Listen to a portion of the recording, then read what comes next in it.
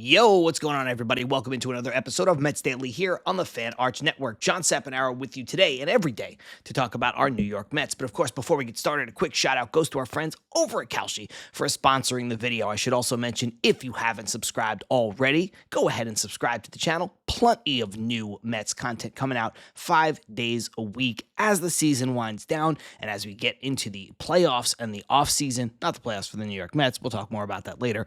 And the offseason, plenty of things to discuss. So if you like what you're listening to and you want to be a part of the community, we want you to be a part of this community as well. Well, the New York Mets have their 4-game winning streak snapped by the San Diego Padres in what was, I don't want to call it a fun game when the Mets lose. The Mets have opportunities and the Mets have kind of their hearts ripped out in a way, which we'll talk about in a second. But we've talked about this time in and time out on this show over the last couple weeks where the Mets have played well. The fans are responding. Citi Field was jumping. Citi Field was damn near full. Citi Field was electric. And yesterday was the first time in, almost all season, not literally, but for the first time in a while, I went out and made it a point to watch that game. I met up with a buddy of mine. We went out, we watched this game, at a bar, got food, had a couple beers, hung out. It was fun. It was a fun experience. Now, we weren't just fully sitting there staring at the game, obviously. Going out, catching up, doing what you do. But it kind of made me feel, even as I was getting dressed to go out for this game, you throw on, when I'm at home, I'm not going to wear a Mets hat on my couch. I'm not getting dressed to hang out for this game. But you go out, you're like, okay, yeah, we're going to a sports bar. I'll rep the colors. I'll rep the team. And it made me kind of feel a little, I had FOMO that I wasn't going to Citi Field. And I can't tell you the last time that I've had that experience. I've lived in Los Angeles for a long time, and I've kind of just resigned to the fact that, okay, I can't go to Citi Field as often as I did, when I lived in New York. I can't go to as many Mets games as I did for my entire life growing up, living in New York, being from Brooklyn. But I don't know, there's something about the way this team is playing now. I think because the Mets came out very early this season to the West Coast, and the Mets were here for 4 different trips, where it was LA one trip, Anaheim the next trip, San Diego the next trip, San Francisco the next trip. They kind of kept bouncing back and forth, but all of that happened before June. And I remember when the schedule came out, I said, man, this is great because these separate trips allow me to break up these opportunities to go and see the New York Mets, and I'll be able to go to more games. But what ended up happening was the Mets were so bad and they were playing so poorly at that particular juncture that I didn't really want to go. So I wound up going to one game. Usually I'll go to 3, 4, sometimes as many as 6 when the Mets come out to the West Coast, whether it's driving down to San Diego. LA is the closest for me, but I can get over to Anaheim very easily. San Diego is a bit of a day trip. San Francisco is just a great place to go watch baseball, so I'll try to make it a point to get out there sometimes. And I only went to one game, and I went because it was Nolan McLean versus Yoshinobu Yamamoto. And, the Mets did not fare very well in that game if you go back to when that happened. I think that was in the end of April or the beginning of May, whatever it was. But I felt, man, I even in a losing effort, this team is fun. And that's been the theme. We've talked about how this team is fun and they're playing better. And despite the 5-2 loss, it just seemed like Citi Field was electric. Citi Field was full. I go on Mets Twitter and I see people that I know from hosting this show, or I see people that I know from hosting Till Mets Do His Part, or I see people that I know in real life, whatever the case may be, so many people at these games hanging out. And it was like, man, win, lose, or draw, I wish I was there. And of course, the game on the field is it unfolds the way that it does. And, a couple home run balls here and a couple bounces go the Padres' way, and the Mets are unable to get the victory. But there's just something about the way, and I don't know. I've always said that the worst thing you can have in entertainment, in sports or entertainment, is apathy. The worst thing you can have is just people who don't care, right? It doesn't matter if it's the newest MCU movie. It doesn't matter if it's your baseball team, your football team, your basketball team, or whatever. If you don't care, if the audience doesn't care, that's horrible. So to see the Mets, who pushed their fan base into apathy in April and in May and in June, it's nice to see, and even parts of July, let's be honest, but it's nice to see the way that they're playing, and it's nice to see that the fans have responded in kind. The Mets fans are there. The Mets fans want to celebrate, and that's why I will never sit here and lament the loss of a draft pick, even though that might help the team in the future, even though I understand how a team that's over the luxury tax penalties year over year could stand to gain from a protected pick. I get how it works. But when you have the personal experience that I did yesterday of like, yeah, let's go out, let's watch the Mets, let's hang out, whatever, or like so many of you who are like, screw it, let's go to the ball game. It's a nice day. It's Tuesday night. Let's do what we do. Like, there's something there that's really, there's not going to be that many baseball games left. I was listening to another show and it's like they're talking about the season winding down, and I think with yesterday's game there was 38 games left, and it's like, 38 games. I don't know off the top of my head how many home games, but baseball games are precious, man. And soon on the East Coast, not over here in Los Angeles, but on the East Coast, it's going to get cold. It's going to get snowy. It's going to get dark. It's the celebration of baseball is important. So, not to get lost in the sauce, but it was just nice, despite the loss, to see that this fandom, this Mets fan base is ready to be back. And it's unfortunate that it's not going to carry through to the postseason more than likely, but it's nice to see Mets fans having fun again. And that's more important right now than, what happened on the field in particular. But one thing that did happen on the field in particular that was kind of the death knell for this team was Fernando Tatis. Just the existence of Fernando Tatis Jr. ended this Mets game in every way, shape, or form. First of all, in the first inning, he hits a home run and goes up. The Padres go up 1-0. And you're like, okay, yeah, it's Tatis. I know he had that long home run drought, but you look up now, he's got 14 home runs on the year. Like, his numbers are going to be lower because of that. He's never going to hit this monster home run pace, but he's kind of did. And so he hits that home run. You're like, okay, 1-0. He's a great player. Zach Thornton, righty on lefty. Okay. And then when he robs the home run, the grand slam from Francisco Lindor, you just kind of put your hands on your head. You're like, what? Oh, man. Oh, my God. We were sitting down. We got to the bar, like, I don't know, right after the top of the first, just parking and everything. And so, like, that was the first big moment that we watched.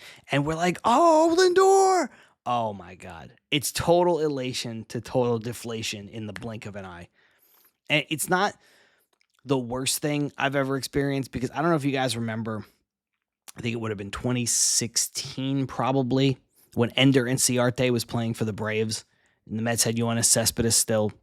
Yoenis Cespedes hit what would have been a walk-off home run. I think it was a walk-off 2-run shot or a walk-off 3-run shot. And Ender Inciarte running back, tracking it, reaches over the wall, pulls it back to end the game. I was at that game at Citi Field, and that was like getting your guts ripped out.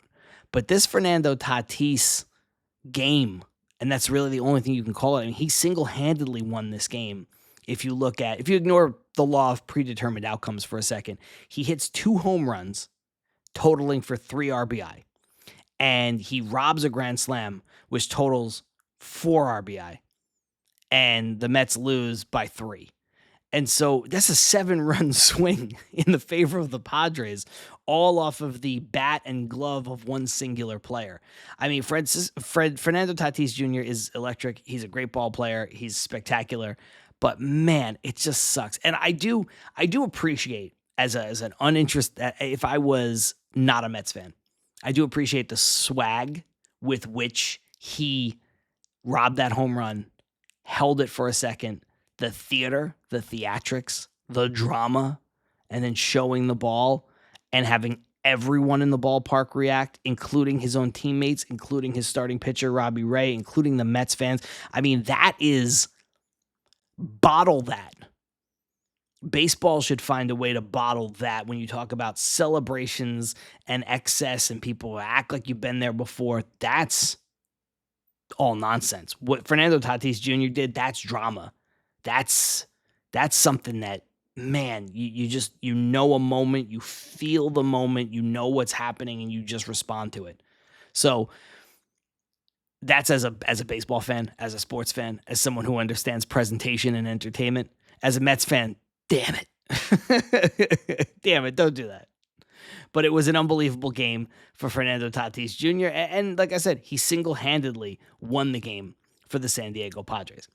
Baseball season is here, and now you can trade every game on Kalshi, and you know what I do. Before I record, I sit down, I take a look at Kalshi on the app or on Kalshi.com, and I say, where can we find some value for the New York Mets? And I think we'll keep it simple again today, because I think there's good value on a New York Mets win. It's Michael King versus Robert Stock. Robert Stock has had one bad game, terrible, abysmal game, two pretty good games. Michael King's been up and down. The Mets to win this game coming up in a couple hours, trading at 44%, which means $100 will get you $222 and some change. And I think there's pretty good value there. On Kalshi, you're trading against fans at a live market, meaning there is no house. And as the probability changes, you can trade into and out of your position. For a limited time, you already know this. Download the Kalshi app. Use the code FANARCHBASEBALL to get $10 when you trade 10. Kalshi, trade on anything. Must be 18 and over. Restrictions and eligibility requirements apply.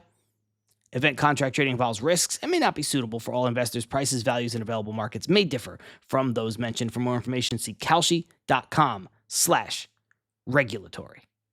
Now, got to talk briefly about Zach Thornton, because Zach Thornton on the surface, again, you watch these young pitchers pitch, and the Mets are challenging Scott and McLean and Thornton to grow, to learn, to be better in a role. And you have to commend them for that. And you have to commend the pitchers. You have to commend the organization for pushing them, and you have to commend the pitchers for doing it. And Zach Thornton is showing us, and I think he has, I wanted to be very careful and be very clear the last couple months or so, since whatever it's been, month and a half, since Zach Thornton has been a full-fledged member of the rotation. And I've done this, and I know other Mets content creators have done this. We're not disparaging the kid. We're just trying to set expectations to say, hey, guys, to the fan base, this is not the second coming of Jacob deGrom. This is not the great star prospect, despite the fact that he was pitching at times to an ERA under 2. This is a guy who has a ton of pitchability, who has command of his pitches, who has command of the strike zone, who's going to be a valuable piece for the New York Mets. But he is not an ace. He is a back end of the rotation starter. And so when you look at what he was able to do in this game, and what he's done, I think it was the game before as well, but just this game in particular, this is what Zach Thornton is going to be. He's going to give up a home run or two, which is what he did. And he gives up the 3 earned runs, and then he goes 5 innings, which is a little short for him. Mets are kind of controlling his pace a little bit, which is fine. But he's a guy who's going to throw a lot of strikes. He's a guy who's going to give up his hits. He's going to give up his home runs. He's going to hopefully limit his walks. He's going to give up some runs here or there.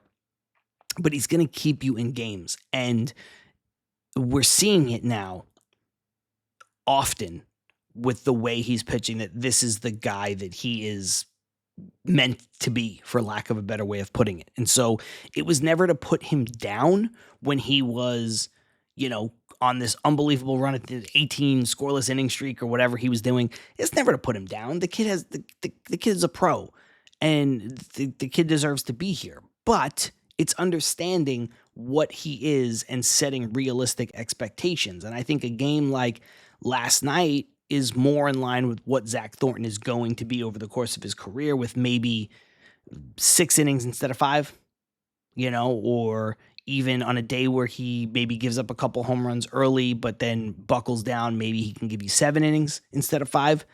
But I think that's the outlier. The innings pitched is he's going to keep you in games. He's going to give up his hits. He's going to give up his runs. He's going to give up his home runs. And that's just something you have to understand. It's going to come with the territory with Zach Thornton, but none of that is a bad thing. And none of that is putting him down because he was good. He was good in a loss.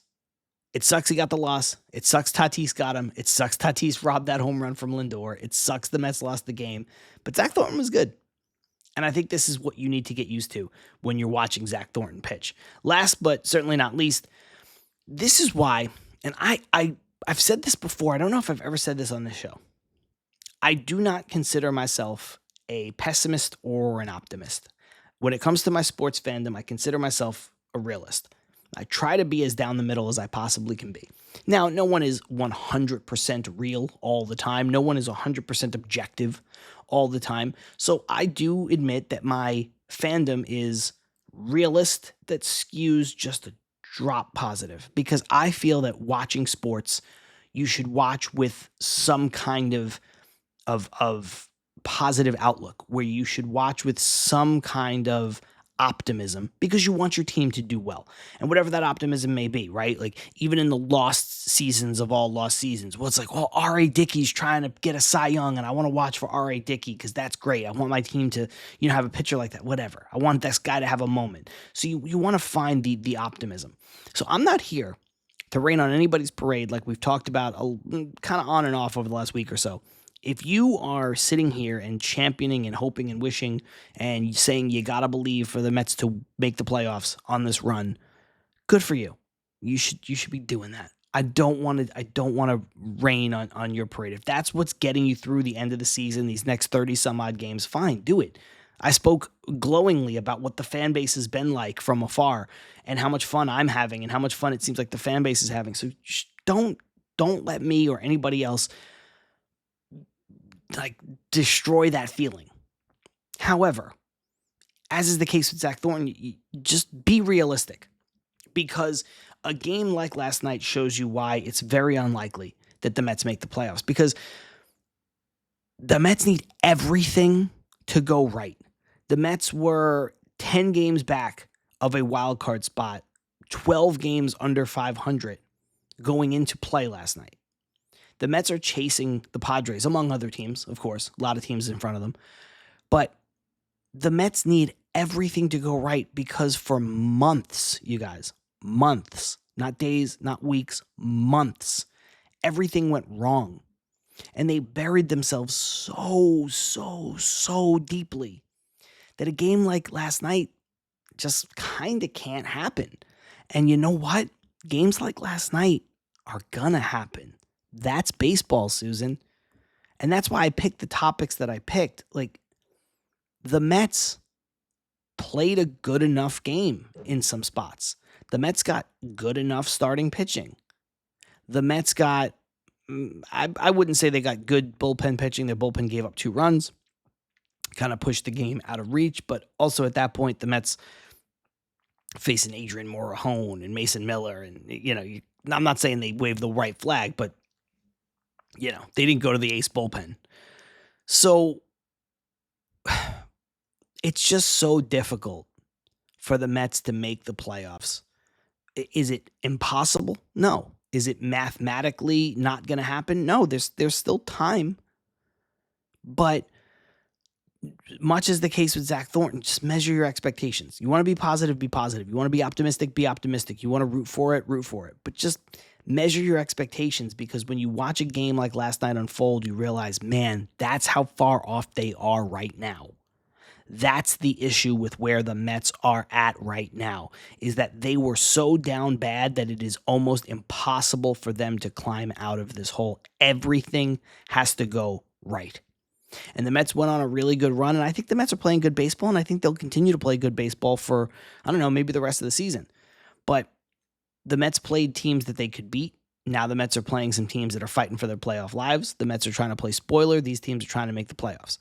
The Mets played some teams that were good-ish, like Cleveland and Pittsburgh. Now they're playing some teams that are good, like San Diego, and they're going to get Milwaukee. And, so it's hard to have everything go right when you're playing really good teams. That's the other part of it. 1, is hard for everything to go right all the time, period. And 2, is hard for everything to go right when you're playing really good teams.